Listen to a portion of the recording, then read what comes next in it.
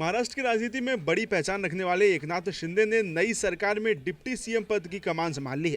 2.5 साल सीएम रहने के बाद एकनाथ शिंदे को आखिर अपनी कुर्सी छोड़नी पड़ी और उनकी जगह अब देवेंद्र फडणवीस राज्य के सीएम बन गए हैं। लेकिन सीएम से डिप्टी सीएम के डिमोशन को भले ही शिंदे काफ़ी पॉजिटिवली हैंडल कर रहे हों, लेकिन उनके दिल की मायूसी साफ तौर पर उनके चेहरे पर कहीं ना कहीं ज़रूर झलक रही है। भले ही शिंदे सीएम नहीं बल्कि डिप्टी सीएम के तौर पर ही सही, लेकिन सत्ता में एक बार फिर वापस आ गए हैं। एक साधारण ऑटो ड्राइवर के तौर पर अपने जीवन की शुरुआत करने वाले एकनाथ शिंदे के लिए पहले सीएम और अब डिप्टी सीएम का पद बहुत अहम है।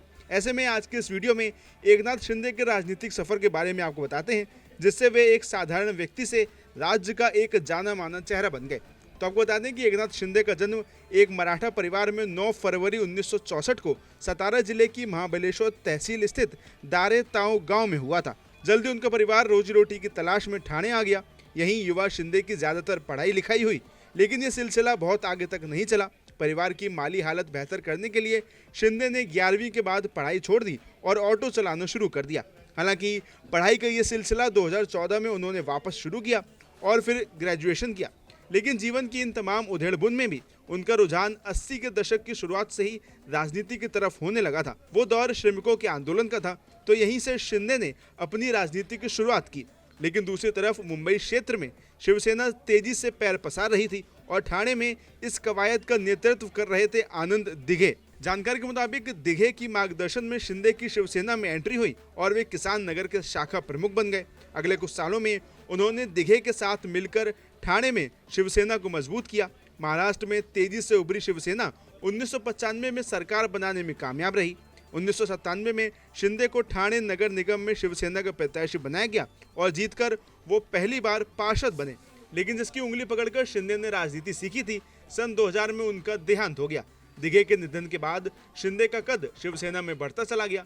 राज ठाकरे के शिवसेना छोड़ने के बाद शिंदे ठाकरे परिवार के काफी करीबी हो गए। उद्धव ठाकरे के साथ वो हमेशा मजबूती के साथ खड़े रहे। फिर एकनाथ शिंदे 2004 में पहली बार विधायक बने।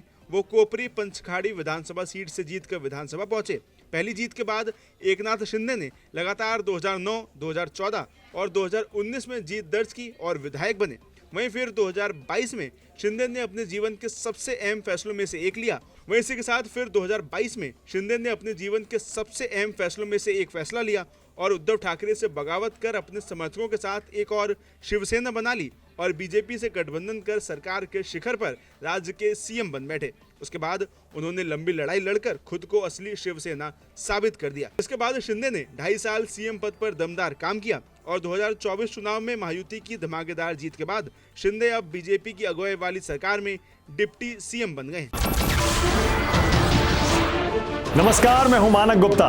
अगर आपको हमारा ये वीडियो पसंद आया हो तो इसे लाइक और शेयर जरूर करें और हाँ, हमें सब्सक्राइब और फॉलो करना ना भूलें ताकि आप देश और दुनिया की कोई खबर मिस ना करें। तो जुड़े रहिए हमारे साथ और देखते रहिए न्यूज़ 24।